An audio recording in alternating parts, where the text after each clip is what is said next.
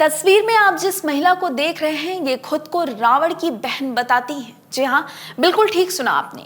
इनका दावा है कि इनके पास भी वो अद्भुत शक्तियां हैं जो रावण के पास थी। इनका नाम गंगा सुदर्शन महाराज है, जो खुद को रावण की बहन सूर्पनखा का पुनर्जन्म बताती हैं। और तो और गंगा सुदर्शन महाराज नामक ये महिला पूरे श्रीलंका में इतनी ज्यादा मशहूर है कि दुनिया भर के लोग इनसे मिलने और इनका आशीर्वाद लेने आते हैं। इनके भक्तों का दावा है कि इनके पास अनोखी दिव्य शक्तियां हैं और यह किसी की भी समस्याओं का चुटकियों में निवारण करती हैं। इनके पास भूतकाल और भविष्यकाल देखने की शक्तियां भी हैं। इतना ही नहीं, इनके भक्तों के अनुसार इन्होंने आज तक जो भी भविष्यवाणियां की हैं वो सच ही साबित हुई हैं। ऐसे में सबसे बड़ा सवाल, क्या सच में सूर्पनखा आज भी जिंदा है या फिर ये सिर्फ मनगढ़ंत कहानी है? कौन है ये महिला? आखिर ये महिला खुद को क्यों रावण की बहन बताती है? इन्हीं तमाम सवालों के जवाब जानेंगे इस वीडियो में। लेकिन उससे पहले नमस्कार दोस्तों, मेरा नाम शिखा है और आज चर्चा रावण की बहन सूर्पनखा पर। दोस्तों, क्या आपने कभी सोचा है कि रामायण के पात्र आज भी इस धरती पर जीवित हो सकते हैं? ये सवाल इसलिए क्योंकि श्रीलंका के एक छोटे से गांव में रहने वाली एक महिला दावा करती है कि वह रावण की बहन सूर्पनखा का पुनर्जन्म है। नाक और कान पर चोट के निशान, बचपन से दिखने वाली दिव्य शक्तियां और हजारों श्रद्धालुओं की भीड़ कहीं ना कहीं इस महिला को रावण की बहन सूर्पनखा का कलयुग में पुनर्जन्म को दर्शाता है।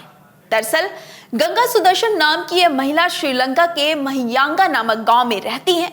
गंगा सुदर्शन जी का दावा है कि वे रावण की वही बहन है जिसे रामायण में सूर्पनखा के नाम से जाना जाता है। उन्होंने बताया कि जब वे केवल 3 साल की थी तब से उन्हें भविष्य देखने की शक्ति प्राप्त हो गई थी। उनका कहना है कि ये शक्ति उन्हें उनके पुनर्जन्म के स्मृति के कारण मिली है। गंगा सुदर्शन अक्सर अपने पिता से कहा करती थी कि कोई उनका नाक व कान काट रहा है। उनके पिता ने उन्हें कई डॉक्टरों को भी दिखाया, लेकिन डॉक्टरों को कुछ भी समझ नहीं आया कि आखिरकार गंगा को दिक्कत क्या है। बता दें कि गंगा नाम के इस महिला के अनुसार 3 साल की उम्र में उन्हें भूतकाल और भविष्यकाल देखने की शक्तियां प्राप्त हो गई थी। 3 साल की उम्र से ही बिना कुछ पढ़े ही वह रामायण के किस्से सुनाने लगी थी।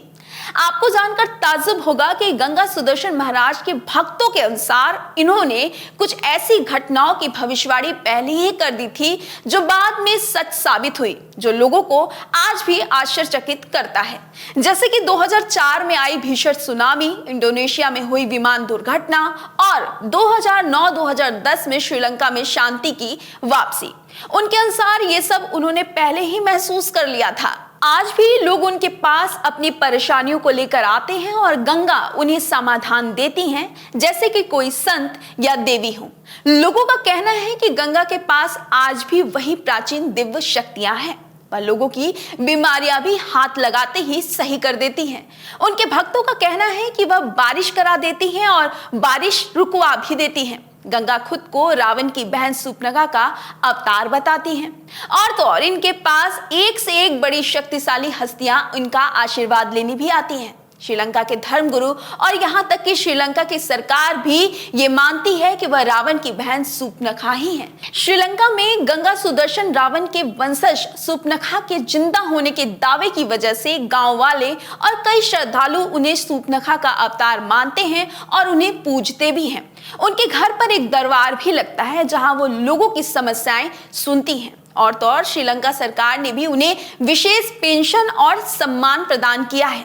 उनके अनुयायियों का मानना है कि वे रावण वंश की अंतिम पहचान है। बता दें कि कुछ कथा कहानियों के अनुसार यह दावा किया जाता है कि रावण की मौत के बाद सूर्पनखा विभीषण के साथ लंका में ही रह गई थी। कुछ कहानियों के अनुसार वह तपस्या करने चली गई थी और वहीं उनको मोक्ष की प्राप्ति हुई थी। तो कुछ लोगों का कहना है कि सूर्पनखा और उनकी सौतेली बहन कुंभिनी समुद्र के किनारे मृत अवस्था में पाई गई थी। ऐसे में गंगा सुदर्शन का दावा लोगों को हैरान करता है, प्रेरित करता है और सोचने पर मजबूर करता है कि क्या ये वही आत्मा है जो कभी लंका में रावण की बहन के रूप में जानी जाती थी। हैरानी वाली बात यह है कि गंगा के शरीर पर कुछ ऐसे निशान हैं जो रामायण की कहानी से मेल खाते हैं। उनकी नाक पर चोट का निशान और उनके कानों पर कटने के चिन्ह ये कहीं ना कहीं लोगों को सोचने पर मजबूर करता है कि ये वही सूर्पनखा ही तो नहीं है। बता दें कि सूर्पनखा की नाक और कान भगवान राम के भाई लक्ष्मण द्वारा काटे गए थे। ये बात रामायण में बिल्कुल स्पष्ट रूप से लिखी भी गई है। अब ये एक संयोग है या पुनर्जन्म का प्रमाण, ये अपने आप में एक प्रश्न खड़ा करता है। बता दें कि यहाँ के स्थानीय लोग गंगा को यहाँ की राजकुमारी मानते हैं। गंगा सुदर्शन नाम की इस महिला का कहना है कि रावण की हत्या नहीं की गई थी, बल्कि उसने खुद जहर खाया था। और उनका एक ये भी दावा है कि लंकापति रावण का शव आज भी उपस्थित है और वहां पर हमेशा तेल का दिया जलता रहता है। कुछ सालों बाद लोग उसे देख भी सकेंगे, ऐसा गंगा सुदर्शन का दावा है।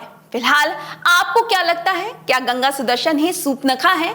अगर हाँ तो हमें कमेंट बॉक्स में कमेंट कर जरूर बताइएगा। वीडियो अच्छी लगी हो तो लाइक और शेयर भी जरूर कर दीजिएगा। अपना ख्याल रखिएगा। बहुत बहुत धन्यवाद।